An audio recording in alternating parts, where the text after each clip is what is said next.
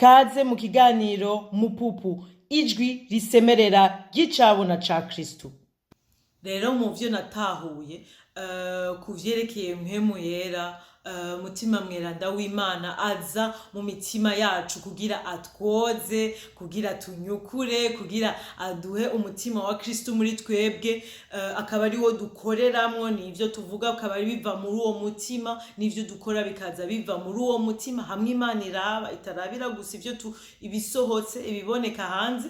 Nuko ico natahuye nuko ashaka gusubiza umwana w'umuntu mu kibanza co kwicisha bugufi, kujana mu kubaha, mu kugororokera Imana. Amen.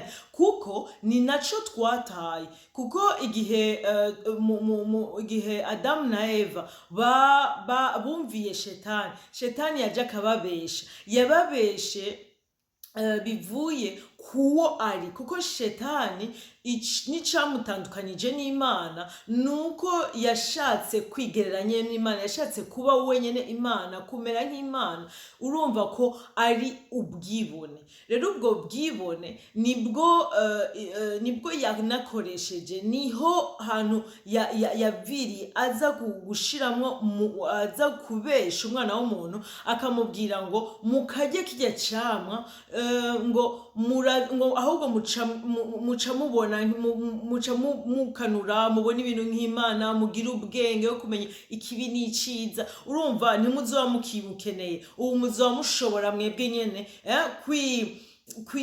kwifatira ingingo, kwidesidira, kwigirira ivyo mushaka. Akaba arico kintu ca mbere cababaje Imana. Kubwo ku ego Imana twarayigambarara, nukugambarara, mugabo kukugambarara kuvuye kuko n'umwana w'umuntu yaguye muri iyo piège, niko navuga, sinzi ngene kivuga mu Kirundi, mugabo yaguye aho muri ico kinyoma ca shetani gishaka, akumva nawe biramuguye neza kumva ko sinoba nkitegerezwa kuba dependant, noca nikukira, niko navuga, noca mba nanje uwigenga. Ariko Imana kubwayo yamye ishaka k'umuntu kurya yagize ngo base, kurya yagize ko yiyomera akaba ashaka ko mu bisanzwe mu vyo dukora vyose, ivyo tugira vyose tubigira turi inspiré, bisunitswe nayo, bivuye muri yo, tutagiye no kuvuga ngo ntitujye icamwa c'ikibi n'iciza, co kumenya ikibi n'iciza. Imana ntiyari kububi, ntiyari kugira gusa ngo itunyegeze ibintu, yari kugira ico kibi kuva umunsi umenye n'ikibi, umenye ikibi n'iciza. Uko gucagura tureke no duhava ducagura nabi. Ibaze bashi yaba tutaba dukeneye gucagura hagati y'ikibi n'iciza, ivyo dukora vyose biba bisunitswe n'Imana na mpwemu, byaba ari byiza imisi yose tudakeneye kuja kumenya ngo ico kibi ngo ibiki. Nta n'akantu na gato muri twebwe kari kuba ari kabi. Ivyo twagira vyose vyaba ari vyiza, kubera twaba twisunze, twaba turi dependant, turi abicishije bugufi, abari mu Mana gusa, ababaza Imana vyose, abakora ivy'Imana ishaka gusa, tutazi ikindi atari kugamburukira Imana. Haleluya. Ariko shetani aje acaza rero, kuko no muri Bibiliya haranditse ngo uba umushumba wuwo wubashe, ugamburukiye. Rero twebwe umwana w'umuntu ubwiwe muri nature yiwe, uko kubera yaciye atandukana, Imana yaravuze ati ubunye ahubwo umwana w'umuntu nagende, aramukura muri Edeni. Urumva yategerejwe kubigira, nuvuga ko haciye haba ugutandukana n'Imana, gutandukana na mpwemu w'Imana, gutandukanya nuko Imana imeze, na caractère y'Imana. Kubera ubunye muri twebwe twaciye tuba abashumba ba shetani, abashumba b'igicumuro. Nukuvuga ubunye tugasanga dusigaye tunakunda, ni naco kintu gisigaye ari muri kamere kacu, igicumuro nico kitwatira, nico kidukwega, nico dusanga twita ngo ikiryoshe. Kumbe Imana yo yavuga ukundi. Mugabe ivyo vyose bikaba bivuye kuki? Bikaba bivuye muri kwa kubeshwa, kwa kuba umushumba wa shetani. Rero iminsi yose iyo ndiko ndasoma ijambo nkaca mbona mwitanguriro 3 maja kumpereza aho Imana yavuze ngo urabona ngo umuntu yabaye nka umwe muri twebwe, ngo urumva ngo yamenye ikibi n'iciza, ngo reka turinde ko yoja kujya ku giti c'ubugingo. Ngo urumva numva aho hano iminsi nshavuga wow, Imana yamye dukunda, Imana yaradukunze. Kuko ibaze jerige ncafata nkibaza ni mbega yaba umwana w'umuntu yaciye none anongereza agacaja kujya no ku giti c'ubugingo, nukuvuga ko umwana w'umuntu yohereje mu gicumuro, yociye aba kubw'ubuzima bwose. Imana niyo nashoboye no kuza niyobagiye nashobora no kuturokora, kubera twoba tugiye ku ubuzima budahera mu gicumuro, n'urupfu rudahera, sinobwita n'ubugingo mu rufu. Ibazi ico kintu, ariko Imana yarakiturinze kubera yarashaka kuturokora. Yumva aba bantu banje, aba bana banje ndashaka kubarokora. Rero naho kuko aturokoye, ntashaka kuturokora kugira duce rero tuva ngo turakize ngo gusa tubandanye twigenga. Imana iturokoye ishaka ko dusubira guhagarara uko yadushatse igihe cyose, idushaka kuba mu kwisungayo, mu kuba abatigenga mugabo abigengayo, abumva ko ni wewe Mana vuga hama twebwe tukore. Mana ni wewe nshaka kumva. Rero kujya nico tuvuga umwami wacu Yesu Kristo ngo umwami n'umucunguzi kandi n'umwami wacu. None uwo mwami wacu nuza kugira ashaza abe koko umwami, abe wa wundi asigaye ari we atubwira ivyo dukora, tube abashumba biwe. Apana kandi Imana nk'umwami wacu n'umwami mwiza. Haleluya! Si umwami atubabaza, si umwami ashaka kuducinyiza, ariko n'umwami aduha vyiza, aduha ivyiwe, atugira abana biwe, agira abashumba biwe, abana biwe, akabaha ama privilege, akabaha kuba mu bidasanzwe nk'ivy'abana biwe nyene. Urumva mugabo ugasanga rero kubera kandi jewe sinibaza ko hari hagati ngo Imana na shetani ngo ariho hagati. Nta hagati hari, ni ku Mana ni kuri shetani. Naho rero rimwe na rimwe ucumenga birateye ubwoba nyene, kandi nivyo kubera uruw'Imana ukorera Imana canke ni shetani kandi ukorera shetani.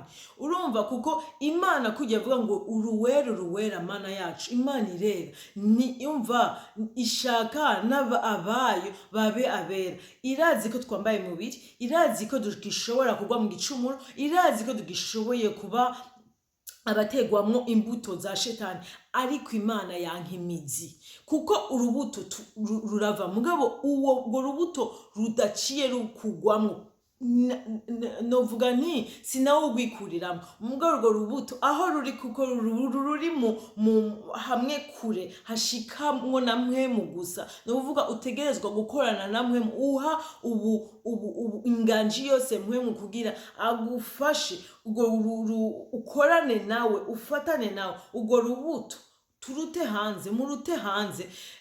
Imana kandi ibikeneye ko dukorana, kuko urumva ubu turafise gucagura. Urumva ubu rero twama ducagura iminsi yose kuko rubuto ruvamwo rutarafata imizi, kuko ikintu cyose kimaze kugira imizi aba ari mu mwanya muto gica gigira n'ivyamwa vyavyo. Urumva nuko rero Imana iguma irondera yuko twoba abicisha bugufi, nico iza kudukiza, kuducungura idukura mu bwibone, kuko ubwo bwibone ni wo muzi utuma ibindi vyose, ibicumuro vyose tugira. Kuko naho duca dusanga dushaka kurondera ibintu, dushaka gukora ibintu, dushaka gushika ku bintu bidafatiye ku Mana, bitari n'ivy'Imana. Washaka bikaba bisana neza, ariko ku maso y'abana b'abantu, mugabo ku Mana ikaba iriko irarira, ikaba ibabaye, ikavuga ati je si ivyo nari navuze, iyo ngabire naguhaye si yari nkeri kugira uyikoreshe ico. Nukuri nukuri naho uca wumva akamaro kamwe muyera aza kugira adusubizemwo uguca bugufi. Nukuri koko kukuri kumwe hahandi twe nyene tudashika, akadusubira akaduha kwisuzuma, akaduha gukorana nawe kugira kwa kuri Yesu Kristu aze nyene tumumenye, hama tumenye n'ikitari ca Kristu. Haleluya. Kubw'ijambo ye, kubwo kuba mw'ijambo tukavuga ati uyu si Kristu, uyu si umutima w'Imana koko undimwo. Muri uwo mwanya ndiko niyumvira urwanko, ndiko niyumvira imihari, ndiko niyumvira ikibi kuri mwene wacu,